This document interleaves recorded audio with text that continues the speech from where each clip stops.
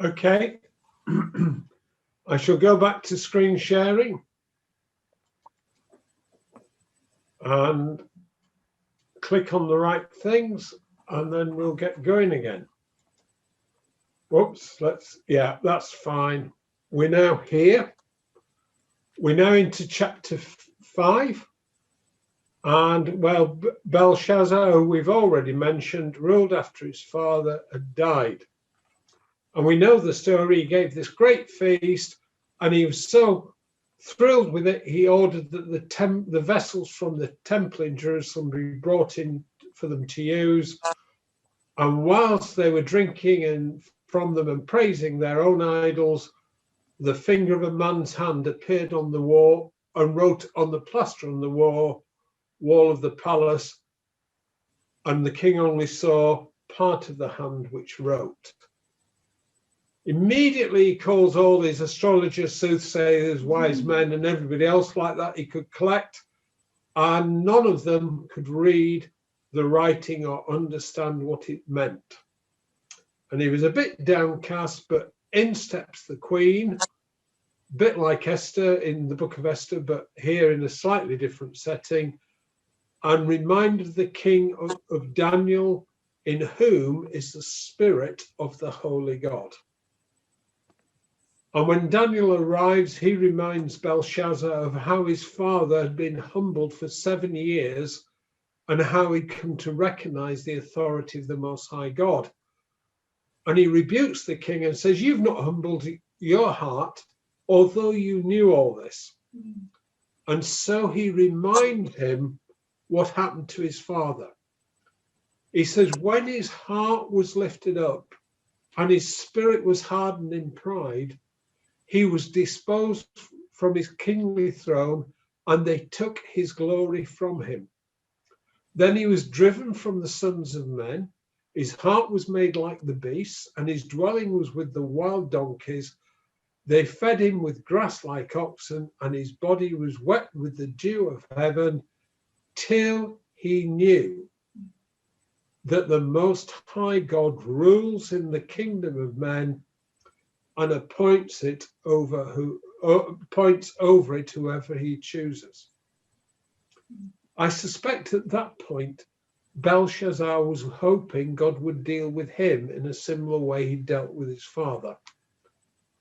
But instead of learning from his father's experience, Belshazzar had insulted the Lord of heaven by using the vessels from his temple for praising his own gods, ones which do not see or hear or know.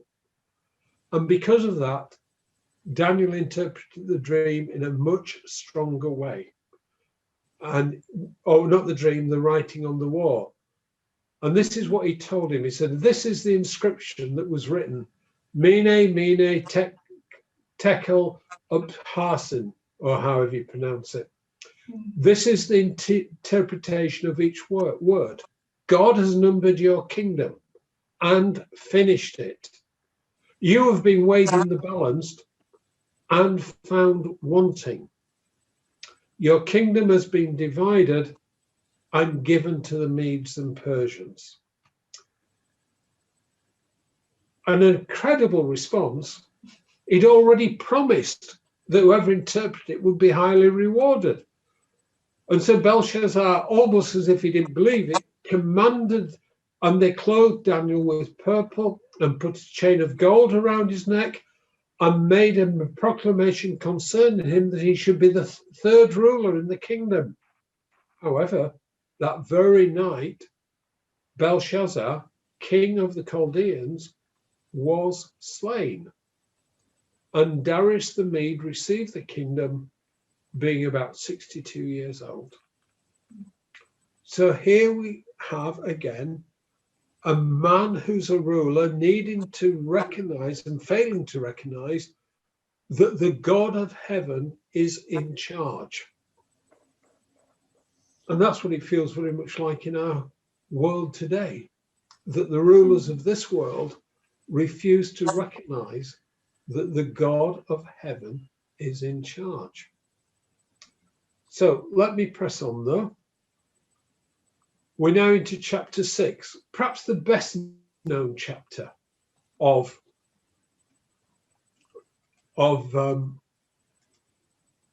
Daniel.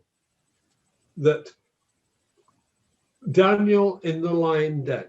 But let's give you the setting. Darius, when he came to the throne about 868, appointed 120 governors over his empire. And one of them was Daniel. But the others hated him. But they had a problem. They could not find a valid reason to discredit him. So they came up with a plan. And they pressed the king to adopt it. And Darius foolishly implemented their proposals and did so in a way which he couldn't revoke. You know, this is what the wicked always do to the righteous. They always want to undermine them. And if they can't find a reason, they'll invent one. Isn't that what happened to Jesus? Did they not invent a reason to put Jesus to death? And that's what they did. Their proposal, verse 7 onwards, all the governors of the kingdom, the administrators, the satraps, the counselors and advisors have consulted together to establish a royal statute and to make a firm decree that whoever petitions any god or man for 30 days except you, O king, shall be cast into the den of lions. Perhaps Darius should have thought twice, because he knew what happened when he took over. Verse 10.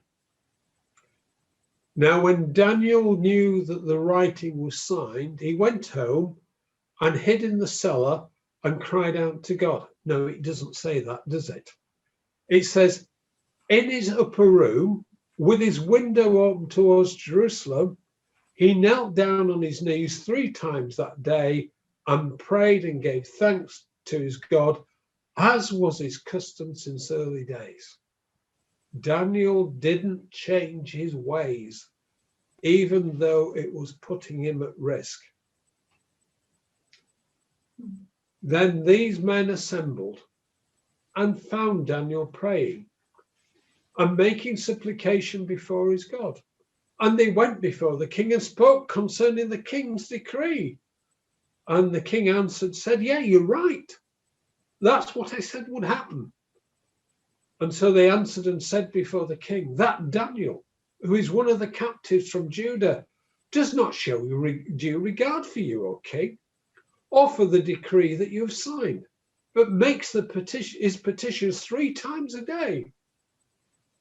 And the king, when he heard these words, was greatly displeased with himself and set his heart on Daniel to deliver him, and labored till the going down of the sun to deliver him. He regretted the haste in which he'd acted before. But these men pressed the point. And before it got too late in the day, they said, know, O king, that it is the law of the Medes and Persians that no decree or statute which the king establishes may be changed. So he trapped himself as well. So he gave the command, and they brought Daniel and cast him into the den of lions. But the king spoke to Daniel, saying to Daniel, your God, whom you serve continually, he will deliver you. What a wonder. This book's wonderful. It's got kings, powerful emperors, expressing faith in the God of Daniel and the God of Israel. Unfortunately for Darius, he wasn't quite as confident, because after they'd brought a stone and laid it at the mouth of the den and he'd sealed it with his own seal so that nobody could open it and let Daniel out, we read in the bottom paragraph, now the king went to his palace and spent the night fasting, and no musicians were brought before him, also his sleep went from him. He just made this incredible statement of confidence in the God of Daniel, and then spent the night worrying about whether it was right or not. How many of us do things like that? Don't put your hands up, folks. I'll just ask the question. Very early in the morning, the king went in haste to the den of lions.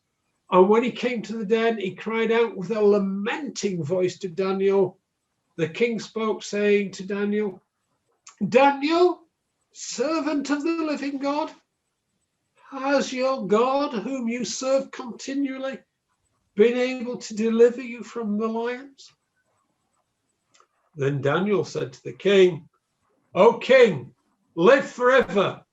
My God sent his angel and shut the lions' mouths, so they have not hurt me, because I was found innocent before him. And also, O king, I have done no wrong before you. Then the king was exceeding glad for him, and commanded that they should take Daniel up out of the den. So Daniel was taken out of the den, and no injury whatever was found in him, because he believed in his God. And the king gave the command, and they brought those men who had accused Daniel, and they cast them into the den of lions, them, their children, and their wives. And the lions overpowered them and broke all their bones in pieces before they even reached the bottom of the den. Sad, but it reminds us of what happened to Haman in the book of Esther. He plotted evil and he hung from his own gallows. God is like that, that if people seek to harm his people, his children, they often reap what they planned for his children. And that's what happened here. And then we get another letter. Darius writes to everybody again, throughout his land, throughout his empire. And what does he say? He says, may you prosper. I issue a decree that in every part of my kingdom, people must fear and reverence the God of Daniel. For he is the living God, and he endures forever. His kingship, his kingdom will not be destroyed. His dominion will never end. He rescues and he saves. He performs signs and wonders in the heavens, signs and wonders in the heavens and on the earth. He has rescued Daniel from the power of the lions. This is the point of enduring under persecution, that people may understand that believers worship the living God who endures forever and ever, who has got an authority which cannot be overcome, who has a rulership which will never end. And he is a God who rescues and saves. And he performs signs and wonders in the heavens and on the earth. That's a gospel message in itself. And we really ought to be making more of it. And what do we find at the end of this chapter? Daniel prospered during the reign of Darius and the reign of Cyrus the Persian. So here's a man deported to Babylon as a young man, sticks his neck out in faith, and God honors it.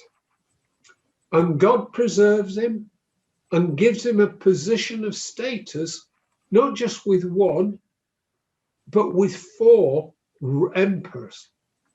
He has influence. And that's why I think it's important to see from this book that it's not just a book about how to remain faithful under persecution. It's that if we are faithful to God before men, they will see something in us. Remember they said about Jesus that he was different from the Pharisees because he taught with authority. And Daniel is a man who spoke with authority. We move on. Chapter 7. This is the first of his revelations. It's not a piece of history, it's a revelation. And he has a dream. It's his dream this time. It's not the dream of anybody else, it's his own dream. And he sees 4 different beasts coming out of the sea.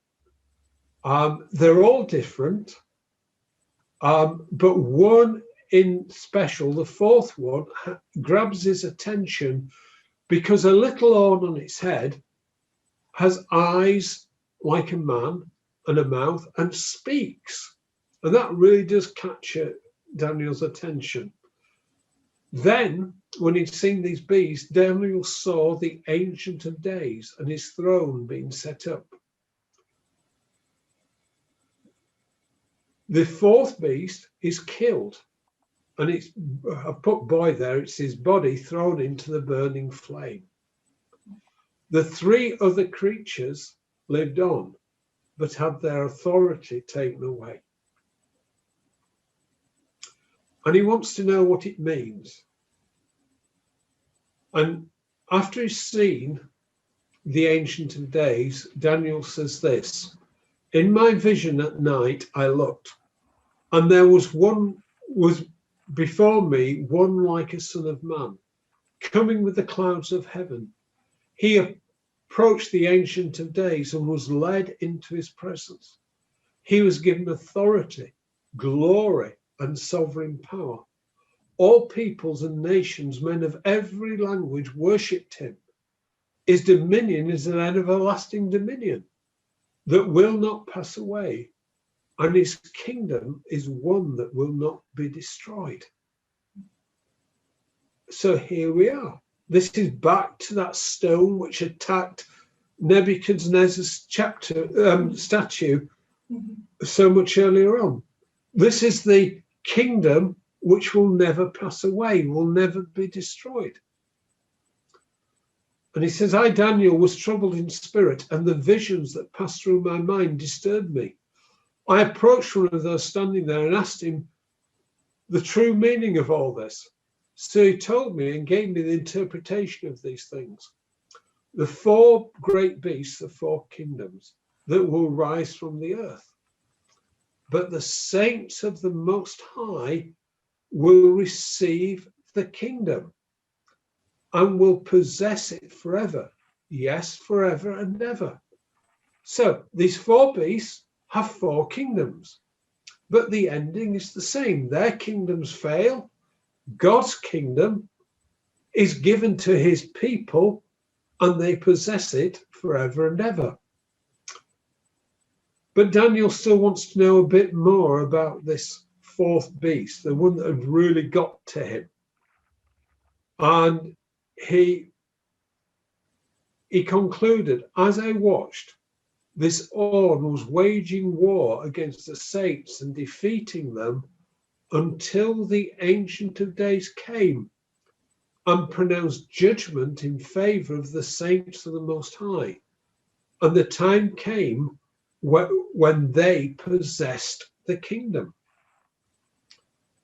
And the one who was explaining this vision to Daniel concludes it with his explanation with this assertion: "But the court will sit and his powers will be taken away." This is the 4th beast, "and completely destroyed forever.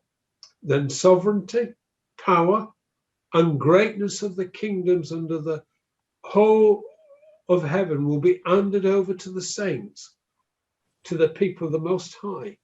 His kingdom will be an everlasting kingship, and all rulers will worship and obey him." This is the crescendo, and it's a bit more. It's not just a king, it's a people who are a kingdom. It's people who are a kingship. So Daniel is getting this picture of trouble followed by future blessings. And Daniel says, "This is the end of the matter. I, Daniel, was deeply troubled by my thoughts, and my face turned pale, but I kept this matter to myself." So don't be surprised if you feel a bit weak at the knees when you sit down and study this chapter, Daniel found it pretty terrifying as well. So let's just, I jumped on quickly there. So that's where it is. We leave him there. We'll move on now to the next chapter. That's all I'm saying about this. It's a vision of a ram, the Medes and Persians, and a goat, Greece. The latter is divided into four. Then a dominant horn turns against God's people. That's in 8. Chapter 9, very different. Daniel intercedes for the people, for the Jewish people to return to Jerusalem. But if you remember the profile I had before, he could see the king from his valley, and where he couldn't see the next valley. So he was praying that they would go back and it will become this glorious kingdom. But the Lord says to them, yes, says to him, yes, he will take them back to Jerusalem, but to war for a while, not to glory. And in fact, it says wars are determined until the end. Chapters 10 to 12 are one big vision. They break down. Daniel seeks God for 3 weeks and receives this extended visions of events and kings yet to come. After 3 weeks of prayer, an angelic messenger introduces himself and his mission to Daniel. Chapter 11 is where this messenger gives a detailed outline of future history from 530 to 165 BC. And if you want to know more, I've got some notes from David Pawson on verse by verse on them, and they're very enlightening. And chapter 12 tells us that even after this, there is going to be great tribulation, followed by deliverance and resurrection. But to the frustration of Daniel and everyone since, including most of us on this call tonight, the words are to be sealed until the end. So it's no point trying to work out this vision till God says it's time, because you need to know what to do. And that is the outline of the last 3 chapters of this book. But I want to take us to the beginning of chapter 12. Because yes, it's got difficulties there, but it's got blessing. He says, at that time, Michael shall stand up, and the great prince who stands watch over the sons of your people. And there shall be a time of trouble, such as there was since there was a nation. There never was since there was a nation, even to that time. Doesn't that remind you what Jesus said in Matthew 24? There will be a time of trouble. Same time. But he goes on and he says, and at that time, your people shall be delivered, everyone who is found written in the book. And many of those who sleep in the dust of the earth shall awake, some to everlasting life, some to shame and everlasting contempt. And I just pause there because remember at the time of Jesus, there was a big argument amongst the Jews that the Sadducees said there was no resurrection. They hadn't taken Daniel seriously. Daniel here teaches in the Old Testament that there is going to be a resurrection, just as Job says. He says, I know that my Redeemer lives, and in the end I shall see him from my own flesh. So here is resurrection in the book of Daniel. And then he goes on to say, those who are wise shall shine like the brightness of the firmament, and those who turn many to righteousness like the stars forever and ever. That is the reward of the godly. That is to shine brightly forever and ever. And that, folks, is where we finish our tour of the book of Daniel. So I'm going to stop screen sharing and we have another question time. So it's over to you, one and all. I've talked a lot, so I'd like to hear a lot. Christine. Well, I looked through Daniel this afternoon, and the bit I had no idea what was going on was about the kings of the north, the king of the north, and the king of the south, and you haven't dealt with that at all. So,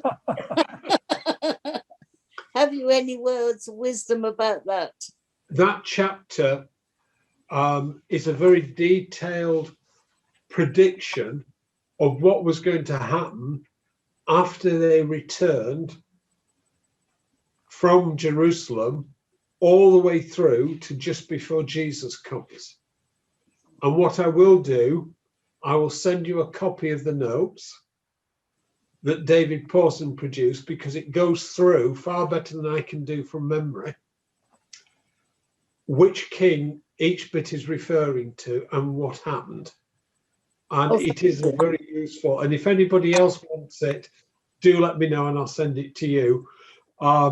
It's a very useful summary of that chapter. It is actually history written in advance. For we need to know, just in that context this evening, it is history written in advance. And some people therefore say it can't be written before it happened. The unbelievers want to make it written after all these events because it's so accurate. The only trouble with that approach is that it quite clearly says that at the end time, the king of the south and the king of the north. So I think that this, like so much of Old Testament prophecy, is dual time. It's really quite complex. Yeah. And where it says seal up the book, that's exactly what's happening in Revelation. That little book has been opened. And so we are supposed to be understanding it now. But of course, that's another thing. These things are really interesting. I would say it's interesting. For instance. Sorry, carry on.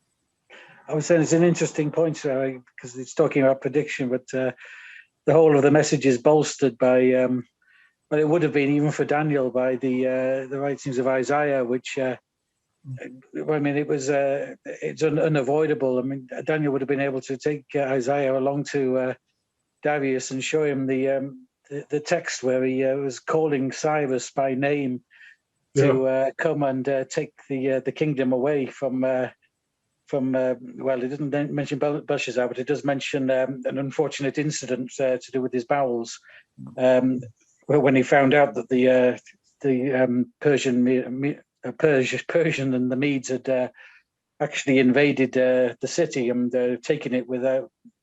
The only life lost actually was Belshazzar's. Yeah. But even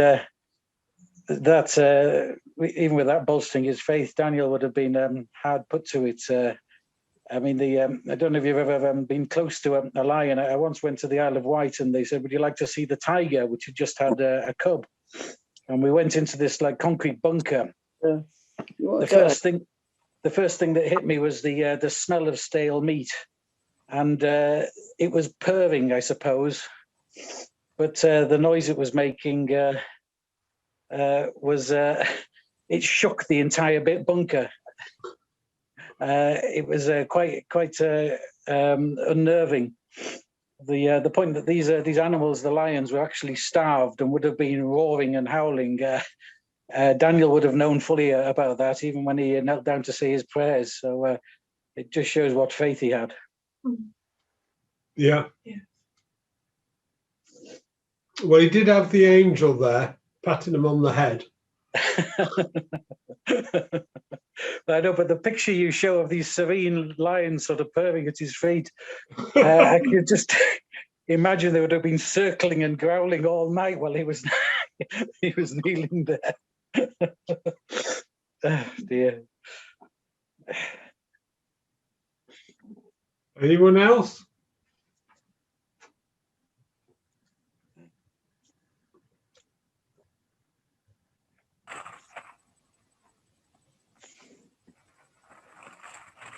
I've talked you all into silence.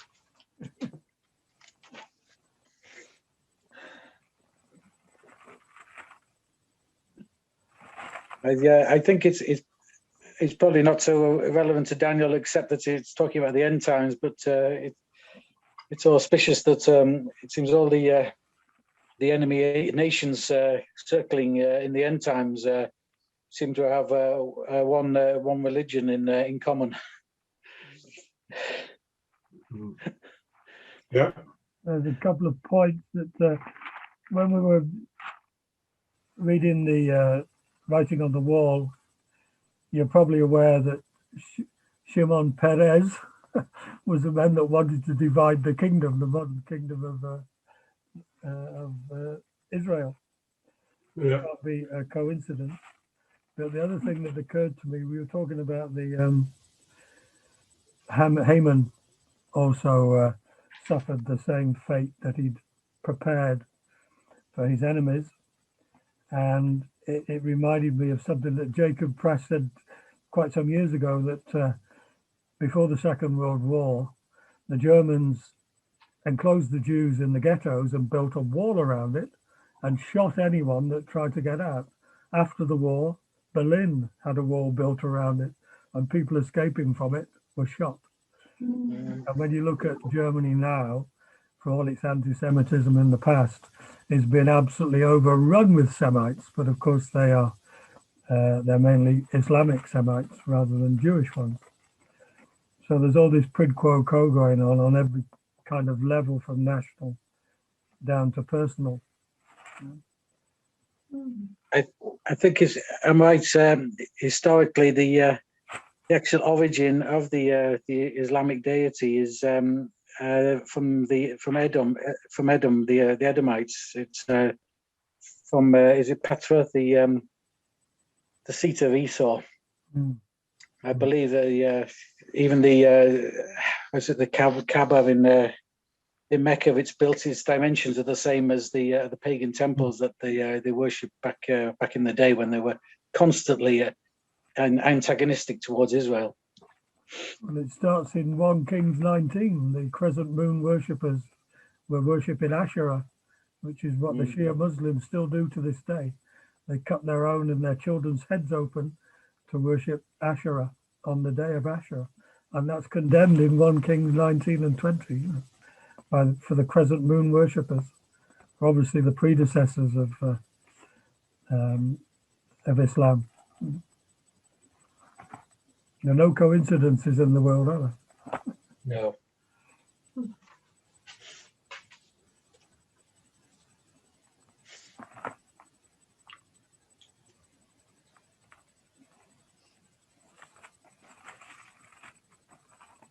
Any other questions, points?